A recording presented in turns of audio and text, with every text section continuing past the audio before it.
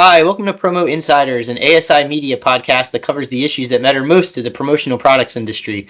I'm Chris Ruvo for ASI Media, and I'm joined by my colleague Brendan Menapace. Brendan, how's it going today, sir? Great. How about you? Yeah, good. Settling in on what's a very busy start to 2025 for the promo industry, as we'll get into. But the main focus, of course, why Brendan and I are here today is that we were on the scene last week at ASI Orlando 2025. It's the largest promotional product show on the East Coast, and it was the first major industry show of the new year. We both had a very good time, of course, and we learned a lot. And today we're going to share some of the top trends, business building strategies, and inspirational takeaways that we got from the show. So, Brendan, I'd like to start with you. You focused a lot on the hard good trends and printing trends. What were some of the big ones that you saw on the show floor that really caught your attention? Well, I'll lead with print, and I'm going to start by saying this, that I think a lot of the promotional products people listening might hear some of my things that I've zeroed in on and think, well, that's not print, that's decoration, that's, Mm-hmm. that's blah, blah, blah, that's promo. And I hope that it really underscores that the lines between the two are sort of arbitrary, and what some people might not think of print, would qualify as print. So I'll get into first. I think one of the biggest trends overall on the show floor was environmentalism. You couldn't talk to anyone, no matter what they were selling or producing, without environmentalism and sustainability playing a role. Mm-hmm. And one of the things I thought was interesting, I was over at the Bloom and Promos booth, and they were showing me some of the products they have, like business cards and things like that, with QR codes printed on it, but then they were seed packets too. And little things like having seed packets embedded in other products. So there's that overt environmentalism, but then there's a sort of more subtle environmentalism, which was talking to people who were creating things with new sustainable materials. Like sugarcane came up in multiple conversations. It was part of it's part of PCNA's big sort of presentation about their 2025 push. Sugarcane for things like journals, and like the actual pages themselves are made with sugarcane pulp, and also for things like drinkware. So when places are outlawing single-use drinkware, companies are using sugarcane as a sustainable alternative, so it's more biodegradable and more sustainably made. So I thought that was really interesting. In terms of decoration, the biggest thing, I spoke about this after Printing United Expo in Las Vegas last year, is direct-to-film is just everywhere. It's Okay. It's such an easy method of printing, and the conversations I was having with printers was that, you can do things with all these colors that would be, if it was even doable on screen printing, it would be an enormous pain, and just the amount of materials that would go into it, all the screens you need for it, all the ink you'd need for it. This is fast, and for this print on demand boom we're seeing right now, being able to control your inventory and, decorate the exact amount of products that the event calls for rather than risking any dead stock is a huge plus for anyone doing that. So that was really, I think, one of the big ones. And then the other thing that I've just been going over so much when it comes to print is kitting. Okay. This was huge during the pandemic. People were sending, onboarding kits to remote workers, or, sports teams were sending things to season ticket holders. And of course, there are the promo products inside, but it's all literally held together by the branded kit. And you can do some really cool things with the decoration of the box itself to really create that first impression.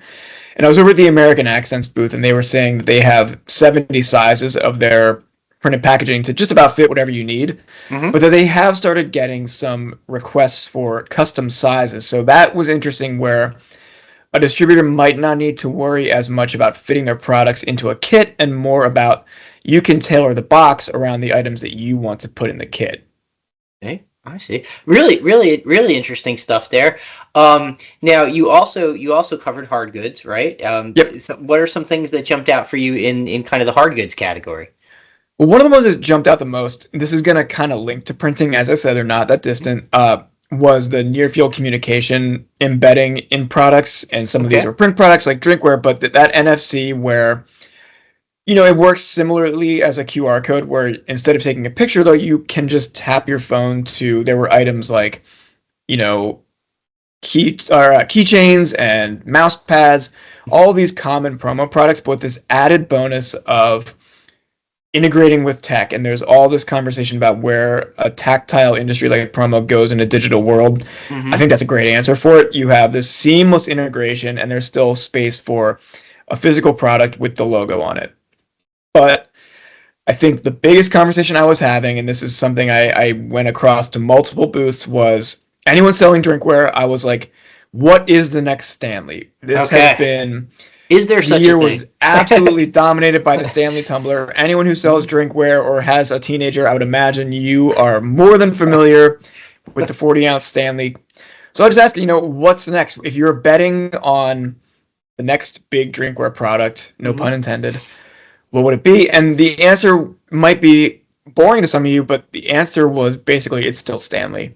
It's still going to be Stanley. Now, that doesn't mean there aren't changes. There's going to be tweaks. A couple of them, like Game Time Sidekicks, said that they're rolling out different lids that have a carrying strap at the top, kind of, rather than having to use that big old sturdy mug. So that's just one way to adapt a product that's still very popular. And the one interesting variable, I was talking to Mark from Nordic Company, was saying that one thing they're paying attention to is if tariffs should come into effect, which, you've written about a lot, and that would make certain materials or products more expensive, then certain made in the U.S. products and different materials might become more popular. And he pointed to the Nalgene bottles, which, I conveniently have right here. They're still very popular, but that would be, in his opinion, an alternative to the Stanley should it become a bit more expensive. So that's something to keep an eye on, I think. And if I'm understanding you right, it's not just the Stanley itself, right? It's like the Stanley is almost set like this style precedent to where, like, even if you're not buying Stanley brand, there's alternatives in our industry that do have a similar look and feel. I think it's fair to say, and so is that Stanley becomes a precedent setter for that. So some of those modifications that you talked about, like the carrying arm, for lack of a better term, like that, we might start to see that more throughout the industry. Is that fair to say? I think that's exactly right. Like you said, it's not necessary. You don't have to necessarily be a carrier of Stanley brand to be carrying big stainless steel 40-ounce tumblers. Okay. All right. Good. Very good. Interesting stuff. So I covered a lot of the apparel and headwear trends, and there's in some of the overarching things, I think there's overlap, interestingly, with hard goods and with printing, and some of that overlap is that we're continuing to see, this is in apparel and headwear now, an interest in retail name brands. You think, like, when is that going to crest and start to come the other way? Well, major apparel suppliers are continuing to add more and more retail brands, and they're saying it's justified because people still want to buy them. So that's one of the big ones. Maybe not a huge surprise. Another one you alluded to, made in the USA. That, for a whole variety of reasons, from tariffs to major sporting events that are happening in our country over the next few years, to the 250th anniversary of the United States, the 25th anniversary of 9/11, the 250th anniversary of the United States military. All these things are kind of coming to a head over the next few years, and that, combined with some of the potential import pressures that we could see if there's tariffs, might lead to an increase in demand for made in the USA apparel. Now, do we have the production scale in the United States to like meet all of Promo's needs for apparel with made in the USA? Absolutely not. But sales could rise. Couple of the other ones, of course, were sustainability. Again, overarching trend that you were seeing across different product categories. So many suppliers wanted to talk about, recycled materials that they were including in their apparel. They wanted to talk about, offsets that they might be that might be carbon offsets that they might be undertaking. So things like that. Again, big overarching trends within apparel. Some of the more specific trends, and I liked getting into the nitty gritty with some of these. They were fun. Was so we all know that from streetwear, urban wear, whatever the term you prefer, heavyweight fabrics, right? Your heavyweight hoodies and sweatpants and boxy t-shirts with a drop shoulder that fit a little looser. Those have been huge. That's not news. But what we are seeing happen at retail and more now in our industry as a result is that we're getting softer those fabrics, they're still heavyweight, but they're much plusher and softer. And there was just a ton of that all over the show floor. couple other things. Hybrid jackets have been trending up and seemed like they're going to have a continue to do so in 2025. So people are like, well, what's a hybrid jacket? It's picture like that quilted shell, if you will, almost like a thermal layer in the middle. Picture that quilting, but then the sleeves will be made of something like a cotton or a spandex. So it's a hybrid of different materials and style components that create a kind of fashionable dimension to the jacket, but that also serve like practical purposes. So those were looking pretty big too. Another one, and this is kind of a retro throwback, mock necks, not outright turtlenecks, but t-shirts in particularly for women, but not just, like in a mock neck where it rises up the neck a little bit. Another one I would have never guessed in a million years, but that's trending. Give you a couple more because I could go on all day.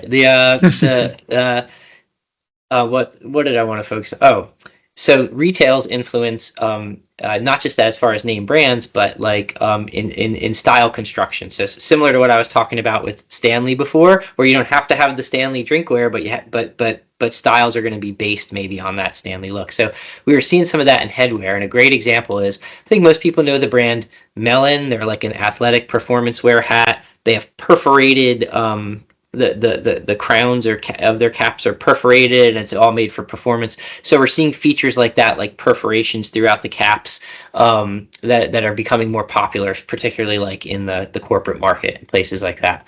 We're also seeing more printer friendly hats. So what I mean by that is Auto International in particular had a hat where they had a 6-panel hat, trucker hat or baseball hat, where there was no seam in the front center, and that's like a big deal because now you can have an uninterrupted dye sublimation print, for example, over that front. So it just looks nicer. Now, if you're doing embroidery, it doesn't really matter, but if you want to print on that hat and you want it to be really full color like dye sublimation can do, you have that now. So those are some of the big ones. There was definitely other things going on as well, but those are some of the ones that really stood out to me as kind of the most fun. Like, did you have? I know you were focused on hard goods, but did anything like catch your eye in a major way?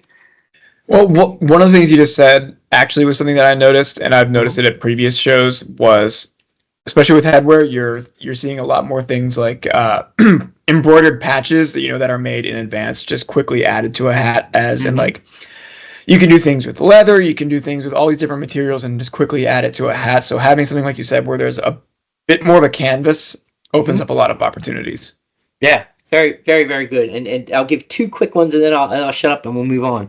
Softer shades are I think there's not I don't think that there's a total macro color trend for promo for the year. That's just going to be everywhere. But definitely softer shades of different varieties are trending. And one other one, hooded t-shirts. So just like those like thin performance style long sleeve or short sleeve. They're very popular with markets that range from resorts to like even like construction. Guys they're out in the sun, they want some protection, but they want it to be lightweight. They want to throw a hood up, they don't want it heavyweight. So that's another one to look out for. So a lot of interesting trends we could talk about all day, but let's jump on to the next question here, and that's there's a lot of professional development sessions at ASI Orlando. We invite in expert speakers who try to help our industry pros get better. And I'm just curious, of the sessions you covered, you wrote a number of really interesting articles about those sessions. What stood out for you? What were some of the top takeaways from the sessions you covered? I think one of the ones that I thought about the most was one from Mimi Brown. I know you and I talked about this at the show, and I got a chance to speak with her afterwards. She was just so cool, but she's a sales coach, and she did such a great session on not only like it was learning about how to tailor your sales approach to the person you're dealing with, which is not a new concept to anyone listening, but what she did was really, not only hone in on what kind of personality style your potential customer would be, and she divvied it up into 4, which was commander, reflector, entertainer, and feeler, each with their own attributes.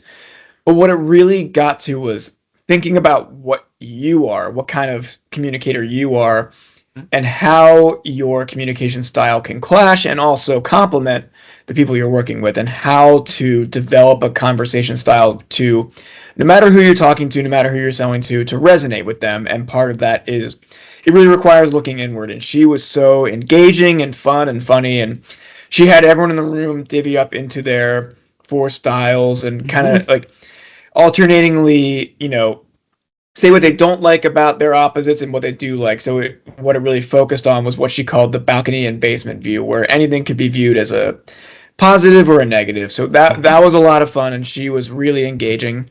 The other one was actually my old colleague Lisa Cross from over at NAPCO Research and the Printing United Alliance.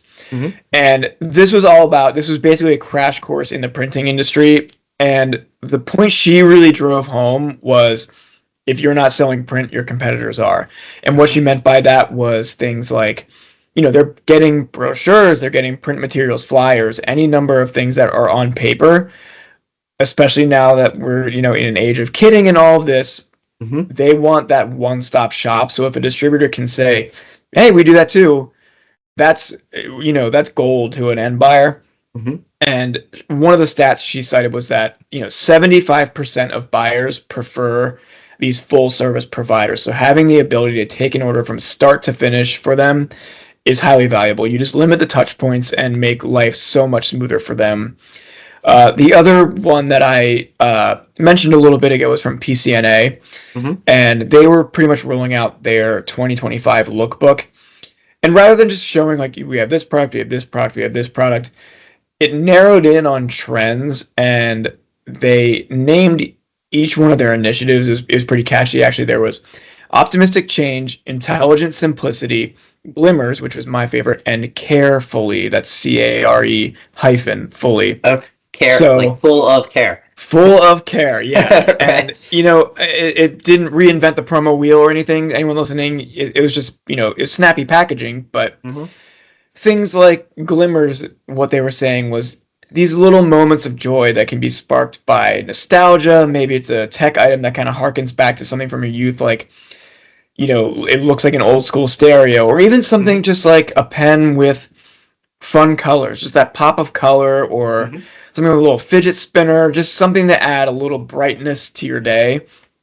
And they were just playing off of themes. Like, they did their own research and found that 70% of people thought 2024 was going to be better than 2023, and that was going to continue into 2025. So they wanted to create products that played into that theme of optimism, and part of that was, sustainability, creating the better world, and part of doing that was putting your money where your mouth is and having all of the products that claim sustainability have, the proof is in the pudding. As she said in the presentation, your customers aren't going to just take your word for it that it's sustainable. So they really had shown, like I said, sustainable materials like sugarcane, things like that. And then, like I said, glimmers, just creating small moments of joy and comfort and nostalgia and happiness from different senses. So that was really cool to see how they, pulled that into products. Yeah, I love the thematic approach there, and it allowed them to cover a lot, and really good stuff. As you mentioned, I really enjoyed Mimi's. I really genuinely felt like I learned something about myself, like what type I fit into, and what maybe other personality types people I work with or interact with frequently fit into. And it has already genuinely helped me, I think, maybe communicate more effectively and be more understanding of different communication styles. So that was like really cool. I did like that one a lot. I covered a number of sessions as well. I won't go through all of them, but I give you 2 that I think really stood out for me. One was on personal branding by Samina Safdar, and her message was, it was, whether you want a personal brand or not, you have one, right? And so why not, take control of it and hone it and make it work for you.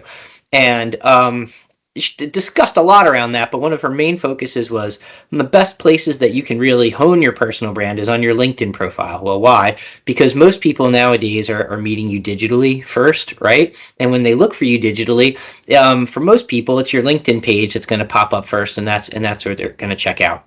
So Samina's point was that if your LinkedIn page is essentially kind of a dusty old copy of your resume, you're not doing it right. You want to make your LinkedIn page kind of just encompass what you're really all about professionally, and to the degree that's appropriate personally as well. So some of the things that might look like is, in the about section on your LinkedIn profile, you kind of want to have a strong narrative there that kind of it talks about your purpose, what motivates you, the accomplishments you've done professionally, but then also give a little insight into things that you're passionate about on a personal level. Again, within the realm of appropriateness. For instance, Samina is very passionate about educational advocacy in Washington D.C., where she lives. So that's something that she makes sure to include in her LinkedIn about, because it speaks to something, her character, I guess, if you will, and that's actually led to business connections because other people with similar interests have gotten on that. So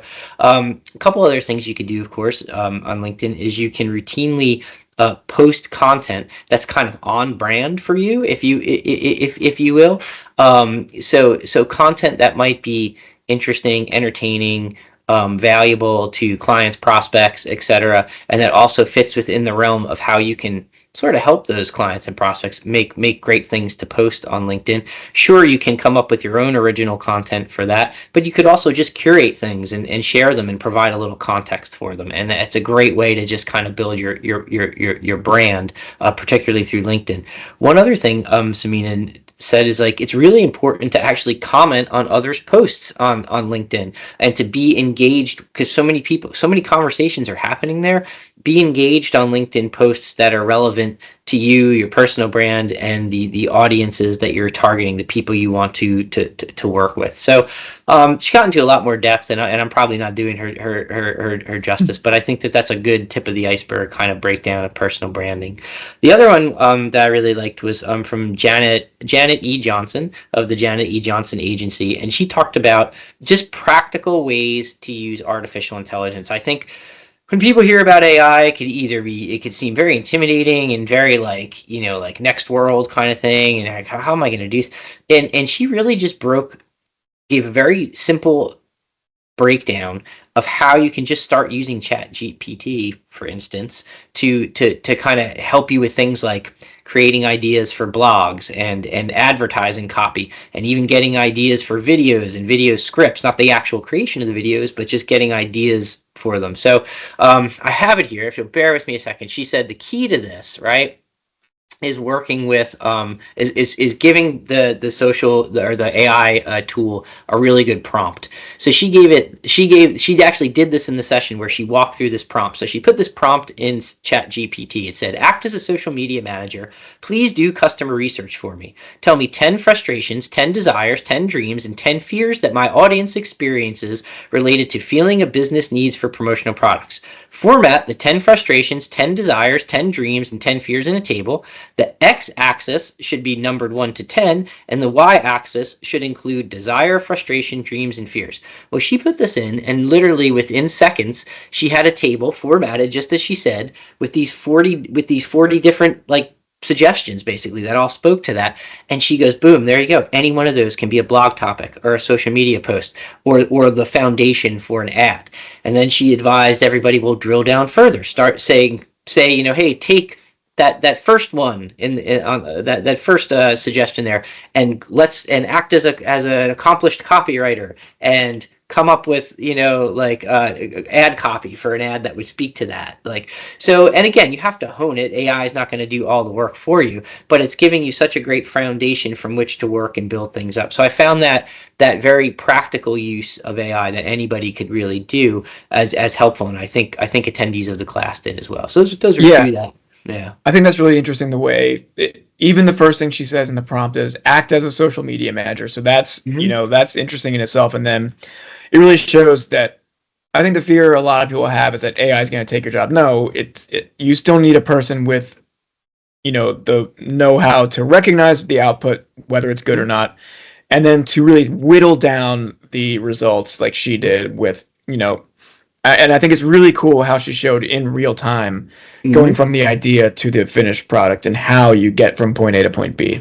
Yeah, I loved it, and I think that there was like you could kind of see the proverbial light bulbs going off in that session because people are like, oh, all right, I can do that, or I can at least play around with it. It doesn't seem so intimidating now. So I thought that was a really valuable session, and with so much talk about AI, I think that one really worked for people. But So of course, though, it's not all about product trends. It's not all about education. Like part of what you want to get from a trade show experience, at least I think so, is some inspiration. So I'm wondering, was there something that you found particularly inspiring, or that you think that attendees found particularly inspiring? So anything resonate with you? Well, I think you and I will have a similar answer. I think the keynote from Stephanie Stuckey was really inspiring. She, there were a lot of laughs and none of them felt sympathetic for, like, you have to laugh at the person on Right. stage. She was Right. genuinely funny and engaging, and her story was incredible of just, taking a family business that had really become run down, but was once this, this very important thing in so many people's lives across the Mhm. country, and trying to build it back in an organic way, and all, but not just recreating what it was, positioning it for the modern age. Mhm. And the fact that so much of it was, brands tell a story. You have every single brand has a story, and it's attached to people and memories and all this really valuable stuff that's just tacitly communicated through something as simple as a snack or a sticker. And Mhm. she was going around the room afterwards taking all the stickers because she obviously sees the value in that. Right. I think that was something that every single person could take away, no matter what they're selling, no matter what they're making, no matter anything like that, is just the idea of a brand is a story, and there's so much emotion attached to it. Hmm. Hmm. Yeah, well, I totally agree. There's no way to not pick the Stephanie Stuckey keynote as kind of I think the big inspirational moment. For a bit of context, Stephanie Stuckey, she's a former trial lawyer, former Georgia state rep, and her grandfather in the 1930s founded Stuckey's, which is, if you're from certain parts of the country and certainly of a certain age, you probably remember Stuckey's. It was basically like a roadside convenience stop. They sold pecan log rolls, they had candies, they had fun kitschy items for sale, and under her grandfather's leadership was like fantastically successful. I think locations in 40 states, right? Like hundreds of locations. But he subsequently sold the company in the 70s, kind of went to pot. And by the time Stephanie had an opportunity to buy it, there was roughly a handful of locations left. They'd fallen into disrepair, and it was on the verge of extinction. She sank her life savings. This is already a woman who'd had great success and didn't need to do Mm-hmm. anything else, but she loved her grandfather, and she didn't want his legacy to be that what Stuckey's had become, right? So she sinks her life savings into buying Stuckey's, and as you allude to, she changes the model from a convenience store, for lack of a better term, model to one where now they're a Stuckey's brand that provides products to wholesalers and retailers, etc. That they would have sold at the old Stuckey's convenience stores, and they still do sell to the existing Stuckey's through a licensing agreement too, which is interesting. And I love that. I love, she said at a moment she's talked about how she kind of, her worst moment was sort of her best moment. She had just bought Stuckey's. She was traveling around the country to see the remaining Stuckey's locations, right?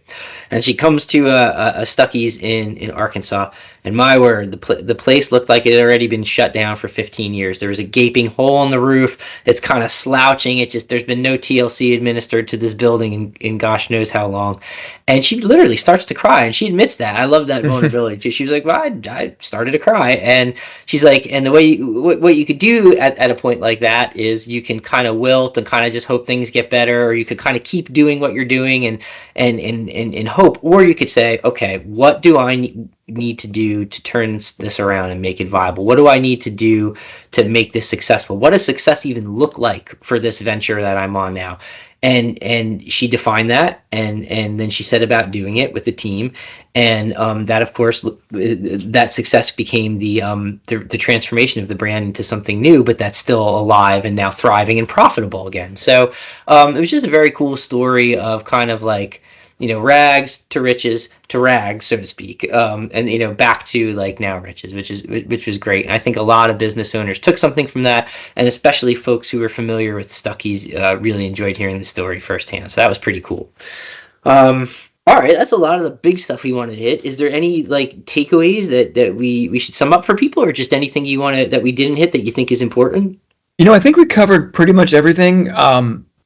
Just it was a lot of good. I think it's so good that took place so quickly into 2025, so you could really kind of use this as a guiding light or a vision board for your 2025 plans as a distributor, and look at what's on the horizon, both short term and long term. Look at what other people are doing, and really hit the ground running. So I think from the conversations I had on the floor, it seemed like a lot of people got a lot out of it. Right. That's great stuff. I concur, and the only thing I'll add is kind of a fun one, that as someone who spent a significant part of their childhood and youth in the 1990s, I'm very excited that baggy clothes and soft fabrics continue to trend, because could get away with it now again. So that's fantastic. Prefer that to the skinny jeans. So anyway, Brendan Menapace, thank you so much for chatting with me today. Chris Ruvo for ASI Media, and hope everybody got something out of this podcast. Have a good one, and we'll see you next time.